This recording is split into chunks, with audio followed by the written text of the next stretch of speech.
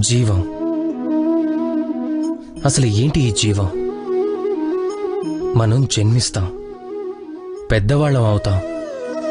మన తల్లిదండ్రులు ఎంతో బాధ్యతతో, ప్రేమతో, వారి ధనంతో మన బాల్యాన్ని పెంచి పోషిస్తారు. ఆ తర్వాత మనం పెద్దవాళ్ళం అవుతాం. మనం వివాహం కూడా చేసుకుంటాం. మనకి సంతానం కూడా కలుగుతుంది. మనం వారిని పెంచుతాం. తర్వాత మనం వృద్ధులు అయిపోతాం. ఏదో ఒక రోజు మనం ఈ ప్రపంచాన్ని వదిలి వెళ్ళిపోతాం. ఇదే నా జీవితం అంటే? ఇదే ప్రశ్న మీ మనసులో కూడా ఎన్నోసార్లు వచ్చి ఉండొచ్చు, అవునా?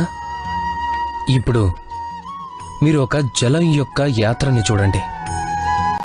సాగరంలో అలగా మారి పైకి లేస్తుంది, మేఘంగా మారి కురుస్తుంది, మళ్లీ నదిలా మారి ప్రవహించి సాగరంలో కలుస్తుంది. కానీ